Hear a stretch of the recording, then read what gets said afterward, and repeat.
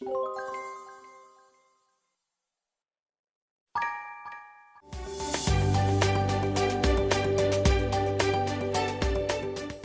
est intervenu, compte tenu de son rôle central dans le régime d'indemnisation des catastrophes naturelles, à tous les stades de ce sinistre. Nous sommes même intervenus en amont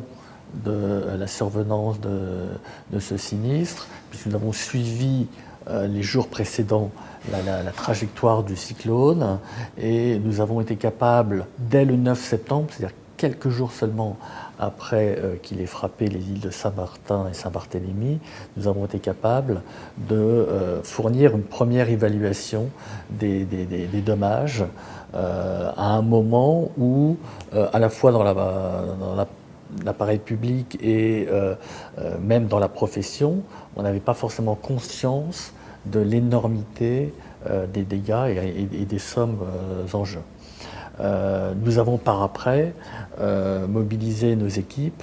pour suivre l'indemnisation des dommages. Nous avons publié un guide d'indemnisation et nous nous sommes assurés d'une indemnisation uniforme des sinistres sur le territoire. Nous avons mis en place une cellule de crise pour, en contact avec les assureurs, suivre l'indemnisation des sinistres importants, ceux dont le coût unitaire dépasse les 500 000 €. Nous avons dépêché des équipes sur place et nous avons, en dialogue avec les assureurs, réévalué le niveau de risque sur place et le coût de la réassurance, avec le souci que l'assurance sur place reste abordable et que les populations locales puissent continuer à s'assurer.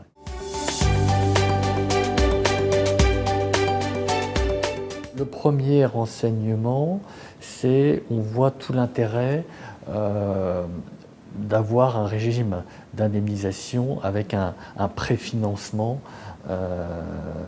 et ce qui permet d'avoir une indemnisation finalement assez large et assez rapide des dégâts, des dommages, même si en l'occurrence il y a eu deux facteurs qui ont joué contre nous. Le premier, c'est qu'il n'y a que 50% des gens qui étaient assurés. Or, pour bénéficier de l'assurance CatNat, il faut avoir une assurance pour son habitation, pour ses véhicules ou pour son entreprise. Et le deuxième facteur qui a joué contre le régime, c'est les difficultés propres liées à l'insularité et à l'extrême violence du cyclone. Le deuxième enseignement que j'en tire, bien sûr, c'est qu'il y a des enseignements à en tirer pour améliorer le système pour les fois futures, parce qu'il y aura des fois futures, pas forcément au même endroit,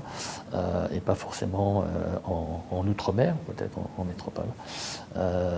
Donc il y a des enseignements à en tirer sur des choses très techniques sur le règlement des sinistres, les copropriétés, sur le rôle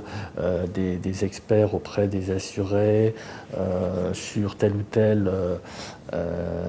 formalité que l'on demande aux assurés pour fluidifier, faciliter l'indemnisation. Le dernier enseignement que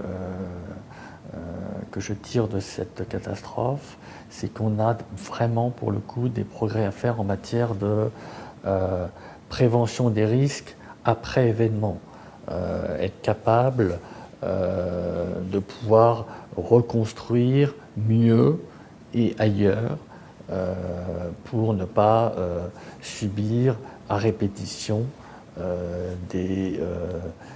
dommages liés à des événements qui, pour extrêmes qu'ils soient, sont naturels et donc surviennent naturellement.